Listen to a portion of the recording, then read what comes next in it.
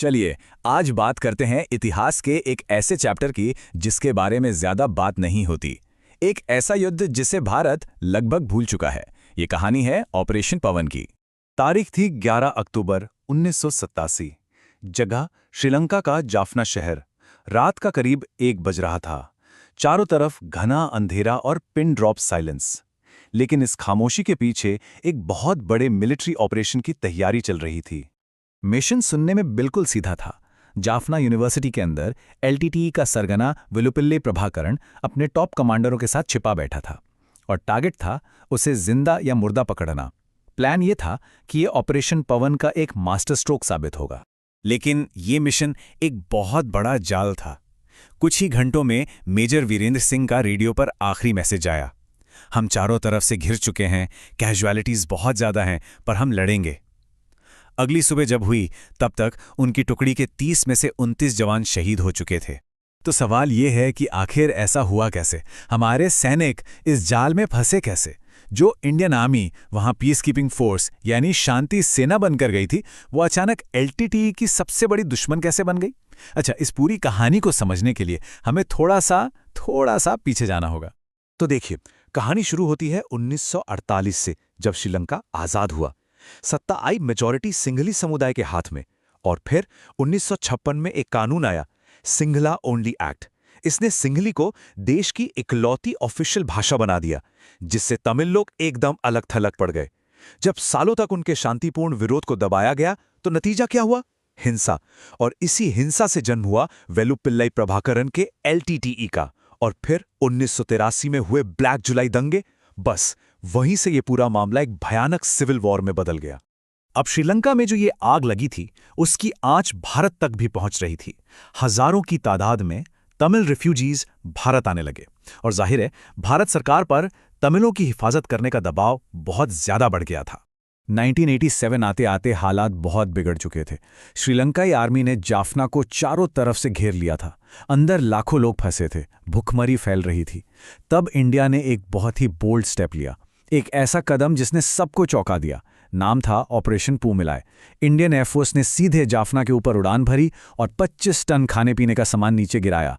ये श्रीलंका के लिए एक सीधा मैसेज था कि भारत अपने तमिल भाइयों को इस तरह मरने नहीं देगा। अच्छा, इस ऑपरेशन का असर तुरंत हुआ। श्रीलंका को समझ आ गया कि अब बातचीत करनी ही पड़ेगी। और फिर 29 जुलाई 1987 को साइन हुआ इंडो लंका पीस अकॉर्ड। इस समझौते की शर्तें बिल्कुल साफ थीं। पहला, श्रीलंकाई आर्मी अपनी बैरकों में वापस जाएगी। दूसरा, तमिलों को ज्यादा पावर के साथ एक नया प्रांत मिलेगा। और तीसरा, एलटीटीई अपने सारे हथियार इंडियन पीस कीपिंग फोर्स यानी आईपीकेएफ को सौंप देगी। और बस इसी समझौते को लागू करवाने के लिए हमारी आईपीकेएफ श्रीलंका पहुंची। मिशन था शांति कायम करना, लेकिन किसी को अंदाजा नहीं था ये पीस मिशन बहुत जल्द एक खूनी जंग में तब्दील होने वाला था। कहानी में सबसे बड़ा ट्विस्ट तब आया जब श्रीलंकाई नेवी ने एलटीटीई के 17 बड़े कमांडरों को हथियारों के साथ दबोच लिया। अब प्लान था कि इनको कोलंबो ले जाकर पूछताछ की जाएगी। लेकिन इससे पहले कि ऐसा कुछ होता, उन सब ने अपने गले में लटके साइनाइड कैप्सूल खा लिए। एक साथ 12 कमांडरों ने वहीं दम तोड़ दिया। बस इसी घटना ने प्रभाकरण को पागल कर दिया। वो पूरी तरह बौखला गया और उसने इसका सारा का सारा इल्जाम डाल दिया इंडिया पर, आईपीकेएफ पर। और फिर उसने आईपीकेएफ के खिलाफ जंग का ऐलान कर दिया। सोचिए, जो सेना कुछ दिन पहले तक वहां शांति दूत बनकर गई थी, फूलों से जिसका स्वागत हुआ था, अब वो दुश्मन नंबर 1 बन चुकी थी। और यहीं से शुरू होती है असली खूनी लड़ाई। यहीं से शुरू होता है ऑपरेशन पवन, एक ऐसी जंग जिसमें सामने कोई विदेशी आर्मी नहीं थी। दुश्मन वही लोग थे जिनकी हिफाजत करने का जिम्मा लेकर हमारे जवान वहां गए थे। आईपीकेएफ के लिए ये लड़ाई किसी बुरे सपने से कम नहीं थी। सोचकर देखिए, वो अनजान शहरों की तंग गलियों में लड़ रहे थे। दुश्मन कौन है, दोस्त कौन है, पता ही नहीं चलता था, क्योंकि एलटीटी के लड़ाके आम लोगों के बीच ही छिपे रहते थे। हर सड़क, हर रास्ते पर आईडीज बिछी थी। यहां तक कि नारियल के पेड़ों पर भी बम लगे थे। और सबसे दर्दनाक बात, एलटीटी छोटे छोटे बच्चों को, 10-12 साल के बच्चों को ह्यूमन बॉम्ब बनाकर इस्तेमाल कर रहा था। हालात इतने खराब थे कि हमारे सैनिकों के पास लड़ने के लिए ठीक ठाक नक्शे तक नहीं थे। वो टूरिस्ट मैप्स के सहारे लड़ रहे थे।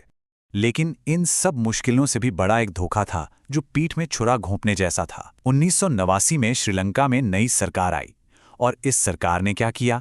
उसने आईपीकेएफ को हराने के लिए चोरी छिपे एलटीटी को ही हथियार और पैसा देना शुरू कर दिया। मतलब जिस सरकार की मदद के लिए भारत ने अपने सैनिक भेजे थे, वही सरकार हमारे जवानों को मारने के लिए दुश्मन को हथियार सप्लाई कर रही थी।